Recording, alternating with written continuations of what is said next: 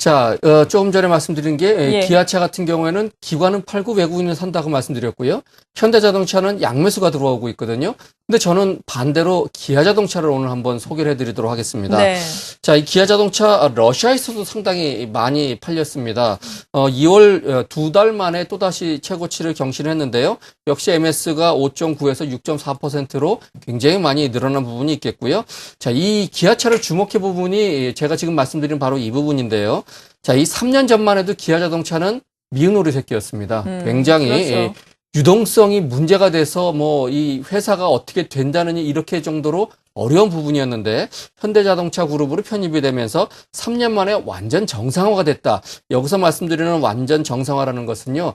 유동성 위기에서 순현금 보유로 바뀌었다는 부분입니다. 이제는 이 뭐 빚에 대해서 걱정할 필요도 없고요.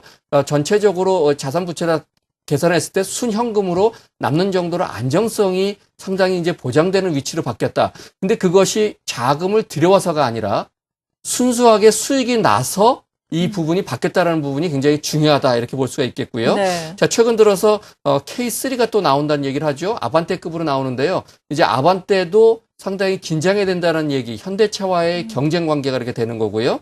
K9에 대해서는 프리미엄급 중형 세단이죠.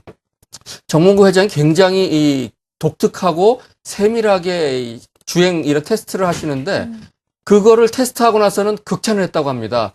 이렇게 좋게 만들 수가 있느냐, 이게 예. 우리가 만든 거냐라고 이야기를 할 정도였고, 뭐 코너링도 그렇고 안정성도 여러 가지 좋고요.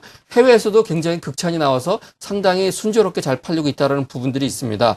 자, 이런 부분에 있어서 외국인들이 매수가 지속되고 있는데요. 7월 들어서 외국인들은 무려 270만 주 정도 매수를 했고요. 기관은 아까 말씀드렸듯이 240만 주 정도 매도를 했는데, 자, 이 올해 보게 되면 매출이 한 50조 정도가 나옵니다. 영업이익이 4조 7천억 정도 나와서 작년 대비해서 한 34% 정도 늘어나는데요. 외국인들의 매매가 좀 독특합니다. 이게 7월 한 달을 보게 되면 그렇게 되는데요. 외국인들 같은 경우에 최근 4일, 오늘 빼놓고요. 4일을 비교해 봤을 때 현대차는 매도가 한 70만 주 정도가 됐고요. 기아자동차는 109만 주 정도 매수가 나왔습니다. 오늘은 물론 기아차, 현대차, 외국인이 전부 다 동반 매수를 하고 있지만 독특한 부분이 현대자동차를 조금 파는 반면에 기아자동차 쪽으로 매수라는, 요새 들어서 헤지펀드들이 그런 것들을 많이 하죠. 삼성전자와 애플을 팔고 대만과 일본 쪽의 IT 업체를 사는 이런 쇼커버링 전략들을 일부 좀 가져오고 있는데요.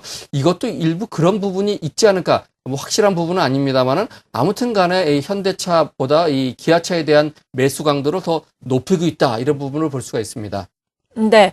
기아차 말씀해 주신 것처럼 외국인이 계속해서 순매수에 나서고 있다는 점이 상당히 긍정적으로 보입니다. 하지만 이렇게 계속해서 순매수에 나서고 있음에도 불구하고 지금 주가는 거의 뭐 제자리 걸음을 유지를 하고 있는 상황인데요. 그렇다면 어느 정도 시점에서 어느 정도 목표가까지 우리가 가지고 접근을 해도 될까요? 예, 차트 보시면서 지금 흐름을 한번 잡아드리도록 하겠습니다. 네.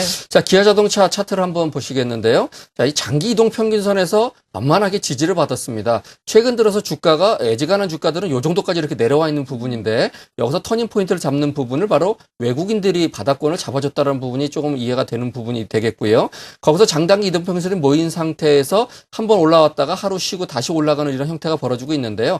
자, 대략 가격은 지금 74,900원입니다만은 시장이 워낙 안 좋기 때문에 74,000원 이하 정도, 20일 이동평균선 근처가 되겠습니다.